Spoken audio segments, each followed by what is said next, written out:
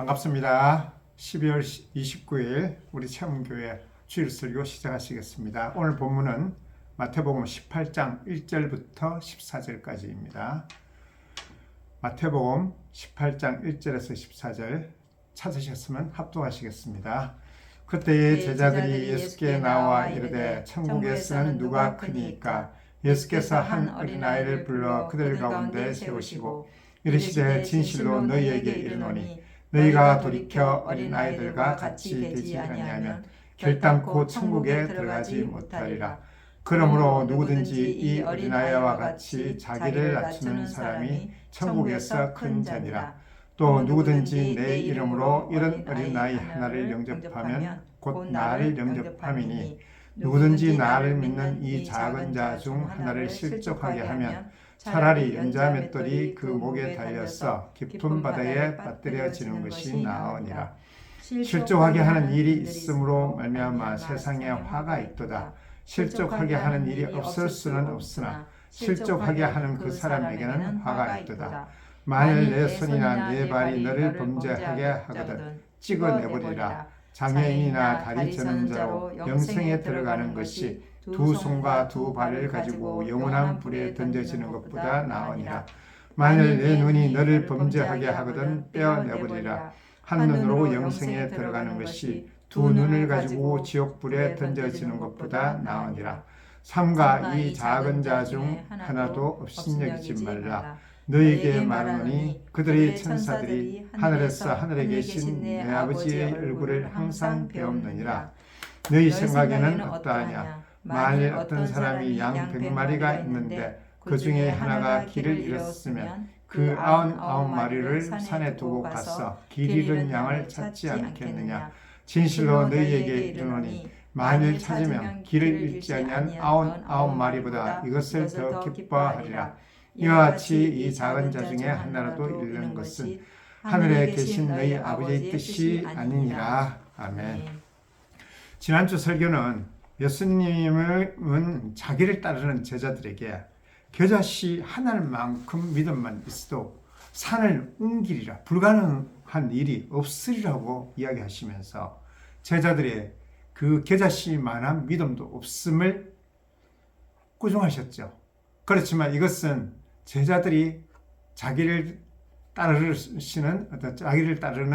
어떤 제자들의 믿음이 전혀 없다라는 의미보다는 그 십자가의 길을 가지 않는 제자들의 믿음, 결국 올바른 믿음이 아니라는 방향성의 이야기를 의미한다고 말씀드렸습니다. 올바른 십자가의 믿음이 아닐 때에 하나님 나라의 백성으로 가져야 하는 그 믿음에서 떠나 있을 때에 이것은 올바른 믿음이 아니라고 할 수 있는 것이죠.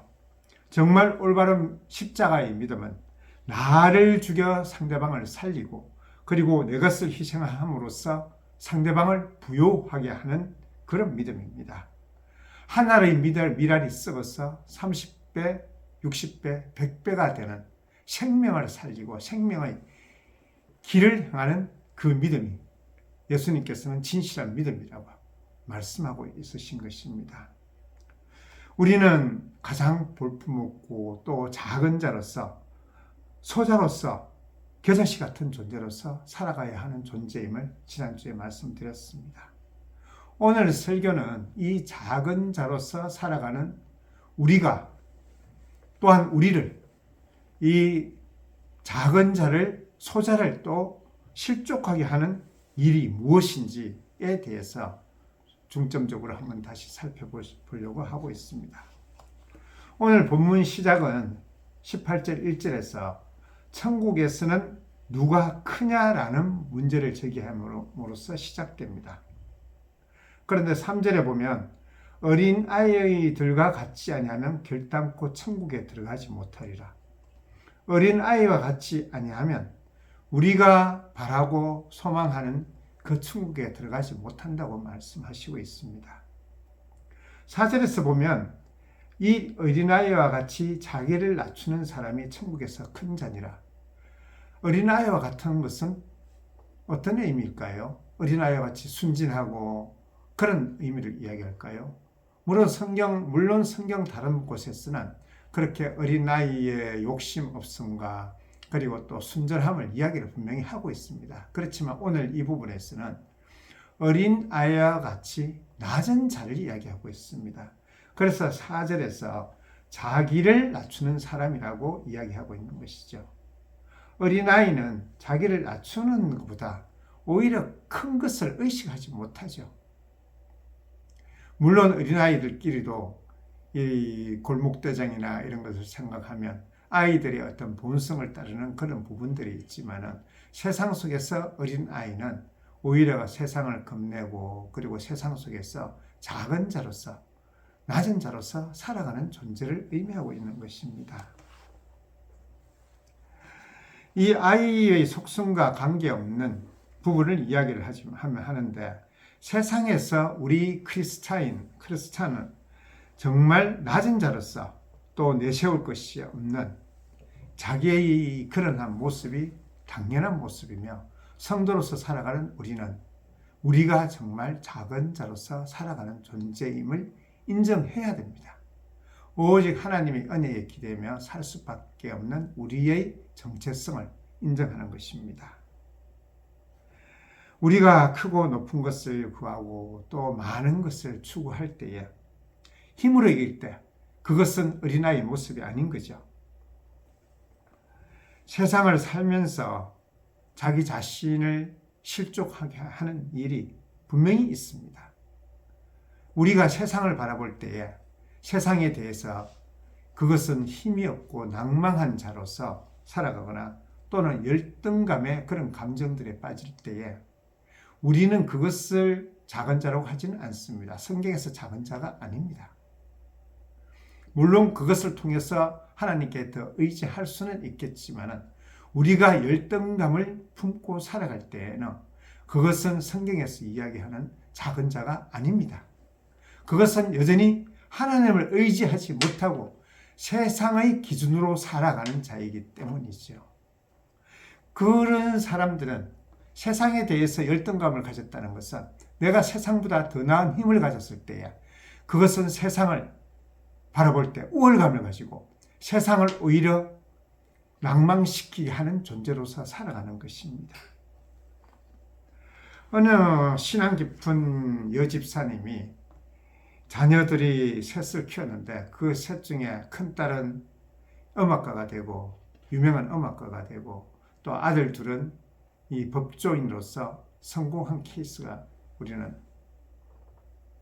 이야기를 제가 들은 적이 있습니다. 주위에서 그 여집사님에게 참 신앙심이 깊다 이렇게 판단을 하고 또 칭찬도 하고 그렇게 했는데 그 이야기를 들으면 당연한 것처럼 보입니다. 그리고 이런 일들은 실제로 비슷한 일들이 많이 우리 믿음의 성도들 속에서도 일어납니다. 그런데 이 속에는 교묘한 세상적인 어떤 그런 가치와 그리고 기독교 관적인 이 관점이 같이 어우러져 있습니다. 이 오직 기독교의 은혜를 이야기하는 것이 아니라 그 속에 세상의 가치관이 교묘히 스며들어 있습니다. 이것들은 우리가 일상 속에서 이 믿음의 생활을 할 때 있을 수 있는 일인데 그러면 제가 질문을 하나 하겠습니다. 그 여성도님의 자녀들이 만일 성공하지 못하였다면 그 여성도님은 믿음이 약한 건가요? 우리는 자녀들이 성공한 모습을 보면서 그 부모들이 믿음의 수준을 평가하는 일이 흔히 있습니다. 또 그러면 또 제가 또 질문을 할게요. 그러면 자녀들이 잘 됐으면 그 성도님, 부모들의 믿음이 아주 신앙심이 깊은 건가요?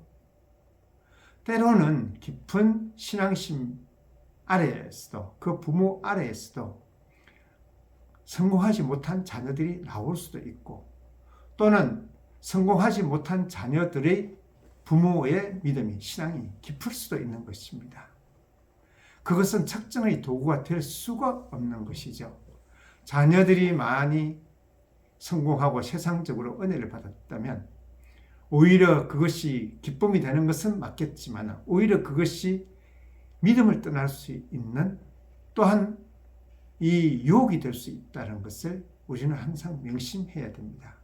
그렇다면 자녀들이 잘 되는 것이 그것이 과연 선일까요? 악일까요? 우리는 판단할 수가 없는 것이요.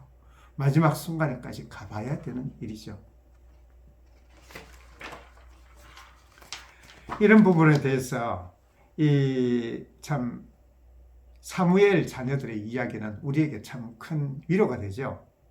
사무엘 자녀의 이름이 요엘과 아비야 두 자녀가 있었습니다. 아들 둘이었는데 한번 사무엘상 8장 2절과 3절을 한번 찾아볼까요? 사무엘상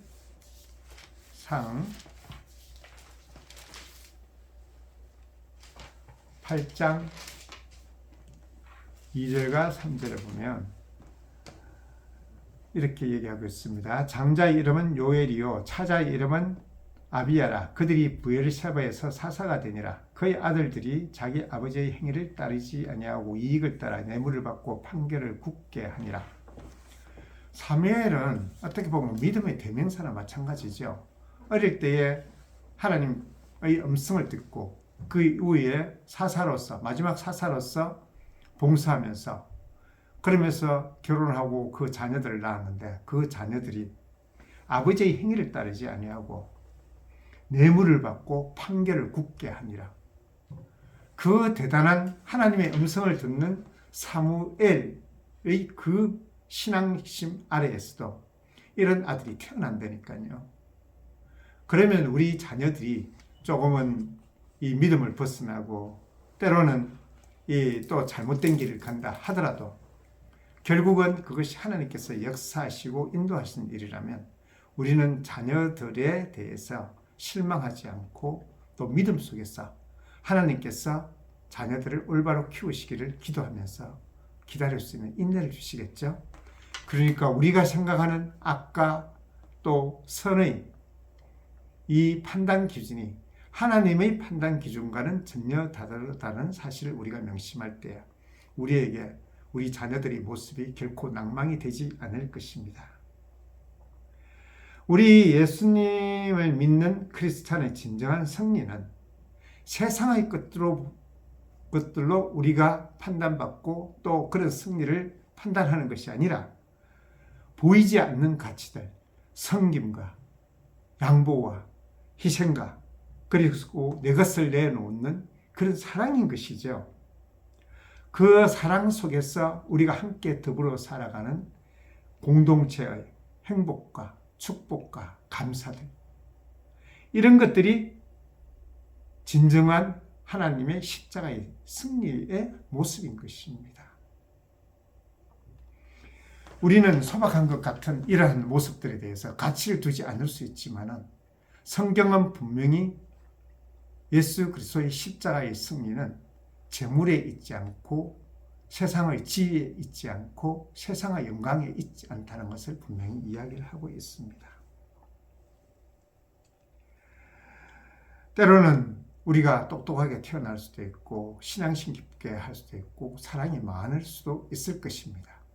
그렇지만 그 똑똑함이 오히려 우리의 신앙심을 하나님께로 나아가는 길을 방해할 수도 있고 또 우리는 인간적인 사랑이 많은 것이 사람을 끌어들이기는 하겠지만 그것이 우리의 또 영광이 될 수도 있습니다. 그것들은 오히려 하나님께서 우리에게 주신 선물로 받아야 될 것입니다. 우리가 감사함으로 받지 않고 선물로 받지 않고 은혜로 받지 아니할 때 그것은 우리의 올무가 되고 우리에게 걸림돌이 될 것입니다. 그래서 성경은 이렇게 이야기하시죠. 하나님이 지으신 모든 것이 선하며 감사함으로 받으면 버릴 것이 없나니 이는 하나님의 말씀과 기도로 거룩하여집니다. 여기서 하나님의 말씀과 기도할 때 기도는 중보기도를 이야기하고 있습니다. 원어에서 그렇게 이야기를 하고 있습니다. 도고라는 말과 동일한 뜻입니다. 오늘 본문의 8장 9절에서 보면 만일 내 손이나 내 발이 너를 범죄하게 하거든 찍어버리라. 장애인이나 다리 저는 자로 영생에 들어가는 것이 두 손과 두 발을 가지고 영원한 불에 던져지는 것보다 나으니라. 그리고 눈이 범죄하거든 빼어버리라. 무서운 말이죠. 손과 발이 실족을 하게 하고 눈이 나를 범죄하게 하면 빼어버리고 찍어버리래요. 무슨 일일까요? 그러면 우리의 손과 발이 찍혀지고 눈이 빼어진다 하더라도 우리의 제된 본성이 없어질까요? 범죄가 없어질까요? 그것은 아닙니다. 똑같은 말씀이 마태복음 5장 29절과 30절에 나옵니다. 찾으셔서 합독하시겠습니다. 마태복음 5장 29절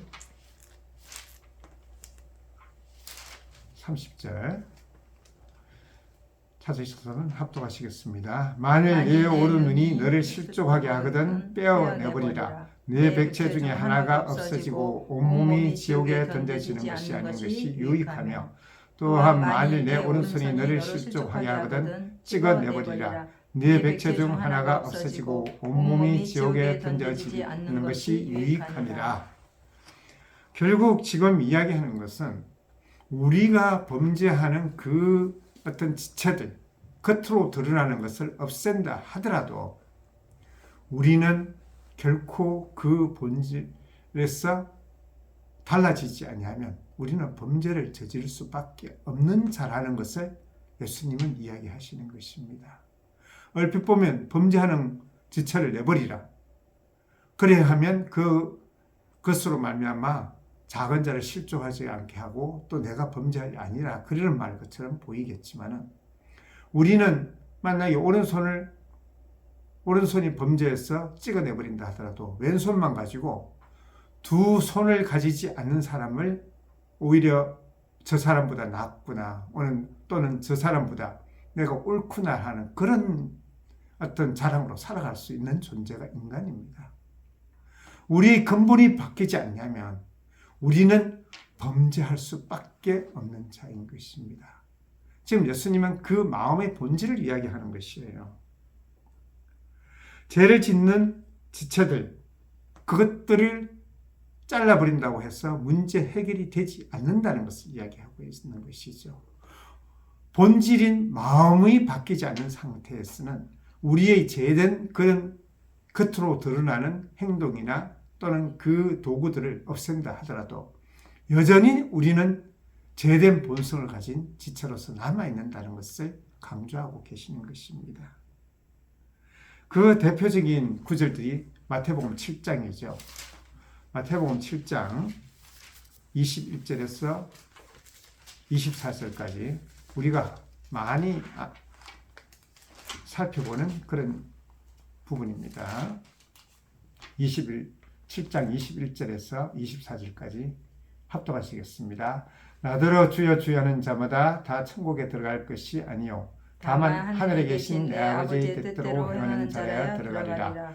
그날에 많은 사람이 나더러 이르되 주여 주여 우리가 주의 이름으로 선지자 노릇하며 주의 이름으로 귀신을 쫓아내며 주의 이름으로 많은 권능을 행하지 아니하였나이까 하리니 그때 내가 그들에게 밝히 말하되 내가 너희를 도무지 알지 못하니 불법을 행하는 자들아 내게서 떠나가라 하리라. 그러므로 누구든지 나의 이 말을 듣고 행하는 자는 그 집을 반석에 지은 지혜로운 사람 같으리니. 예수님이 지금 이야기를 하시죠. 불법을 행하는 자들아 내게서 떠나가라. 무서운 말입니다. 우리는 종교적인 행위를 정말 많이 합니다. 종교적인 행위를 하면서 여기 지금 나오는 것처럼 주의 이름으로 선지자 노릇하고 주의 이름으로 귀신을 쫓아내고 주의 이름으로 많은 권능을 이 사람들이 더 많이 했겠죠. 우리는 조금 했었을 겁니다. 그런데 우리가 신앙의 이름으로 믿음의 이름으로 예수님의 이름으로 우리는 그런 일을 하면서 대표적인 종교 행위가 구제하고 그리고 또 금식하고 그런 일을 하면서 우리는 우리의 자랑을 찾을 수가 있다는 것이죠. 그래서 6장에서 구제와 금식과 기도를 종교적인 행위에 대해 가지고 외식하지 말라라고 얘기하는 거죠. 외식은 결국 나를 치장하는 거죠. 있는 채 하는 거. 외식. 그러한 위험에 빠지지 말라고 이야기를 하시면서 그 본질의 이야기를 계속 하시고 계시는 것입니다. 마태복음에 예수님께서 이야기하시는 것이 우리에게 가르치시는 것이 어떻게 보면 되게 참 간단한 것 같아요. 여러 가지 일들을 이야기하고 계시지만 본질을 벗어나지 말라라는 것이에요. 예수님의 가장 큰 가르침인 것 같습니다. 마음의 건면을 하시는 것이요. 마음을 변화시킴으로써 모든 것이 해결된다는 것이요. 빌립보서 2장 1절 2절에 가면 빌립보서 2장 1절과 2장 1절과 2절에 보면 이렇게 이야기하고 있습니다. 그러므로 그리스도 안에 무슨 권면이나 사람의 무슨 위로나 성령의 무슨 교제나 긍휼이나 자비가 있거든 마음을 같이하여 같은 사랑을 가지고 뜻을 합하며 한 마음을 품어. 결국 1절에서 권면이나 사랑의 무슨 위로나 성령의 무슨 교제나 긍휼이나 자비나 종교적인 행위죠. 그런 행위에 하고 싶은 것들이 있더라면 먼저 마음을 같이 하래요. 먼저 한 마음을 가지고 뜻을 합하랍니다.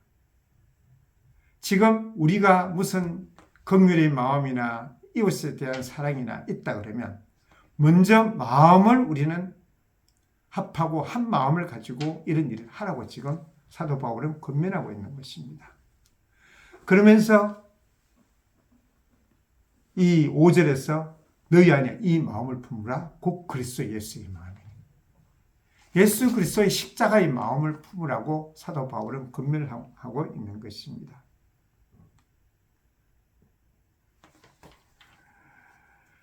앞에서 계속 이 본문에서도 그렇고 마태복음 5장에서도 그렇고 잘라라 찍어버려라 하는 그런 의미는 단순히 범죄를 범하지 말라라는 그 의미를 벗어나는 뜻이 있습니다. 하나님의 사람으로서 가져야 되는, 지켜야 되는 마음의 상태에서 세상의 가치를 따르고 세상의 가치로서 판단하고 세상의 가치로서 남을 또 멸시하고 낭망시키는 작은 자, 소고자를 실족시키는 그러한 교만에서 벗어나라라는 권면인 것입니다. 십자가를 지는 것을 부정하는 교만한 마음을 내려놓으라는 것이죠. 십자가는 이웃을 위하여 내가 죽는 자리에 가는 것입니다. 로마서에도 그렇게 이야기를 하고 있고요. 우리가 찍어버리고 잘라야 버려야 되는 것은 무엇일까요? 종교적인 행위인가요? 물론 그것도 포함이 되겠죠. 그렇지만은 먼저 내가 살기 위해서 이웃을 죽이는 것, 이기심이죠. 내가 살기 위해서 이웃을 희생시키는 것, 그러한 모든 시도, 소자를 상처 입히고 내가 살기 위해서 소자에게 낭망시키는, 실족시키는 그 모든 행위를 내려놓으라는 것입니다. 마음을 내려놓는 것이죠. 오히려 성경이 이야기하는 하나님이 약속하시는 축복에 대한 올바른 이해와 그리고 하나님께 주시겠다는 소유, 세상의 소유가 아니죠. 영광에 대한 분별과 지식을 통하여 세상의 가치와 멀어지는 훈련을 하라고 하는 것이죠. 찍어버리라, 던져버리라, 없애버리라 하는 이야기는 우리가 세상 속에서 하나님의 가치를 따라가면서 살아가야 되는 때에 훈련이 있어야 된다는 것을 의미합니다. 우리의 세상을 향한 그 교만함과 또 세상을 향한 마음을 잘라버리라고 하는 그런 권면이며 또 세상 속에서 우리가 믿음의 경주를 할 때 가져야 되는 훈련인 것입니다. 에베소서 4장 21절에 보면 그 죄악 등에서 벗어난 우리의 존재에 대해서 이렇게 이야기하고 있습니다. 에베소서 4장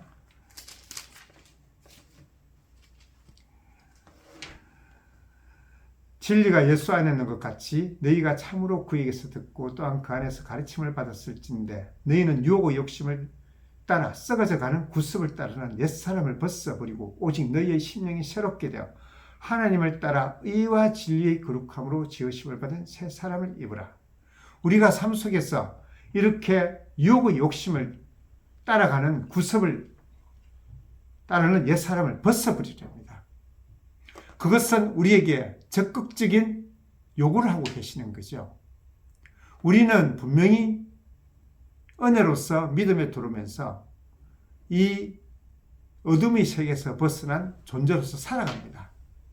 그 존재의 범위는 우리는 어떻게 보면 소극적인 범위입니다. 존재라는 것은.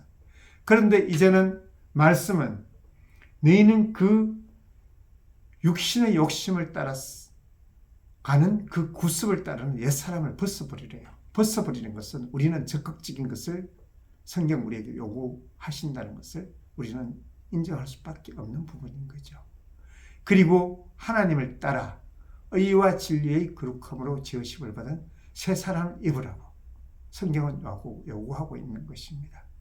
하나님을 따른다는 게 뭐죠? 창조의 목적을 따라 하나님을 따라서 우리가 그 속성을 따라 살아가는 존재가 되리라고 성경은 구체적으로 또한 적극적으로 우리에게 요구하고 있는 것입니다. 정말 우리가 하나님이 우리의 삶 속에서 개입하시면서 우리에게 요구하시는 것 뭘까요? 행복이죠. 하나님이 기뻐하시고 온전하시고 그리고 그 순전하신 모습을 우리가 따라갈 때에 하나님은 기뻐하시고 오히려 우리에게 더 은혜를 풍성히 누리게 하여 주실 것입니다. 우리가 항상 우리의 모습이 어떠한지를 상고하고 우리가 잘못된 길을 걷지 않는가 다시 돌이켜보고 또한 우리 자신의 내면을 바라볼 때에 그 우리의 불순물들, 우리의 잘못들이 고쳐지고 또 믿음의 경주 속에서 우리가 그리스도 예수의 장성한 분량에까지 바뀌어 나갈 것입니다.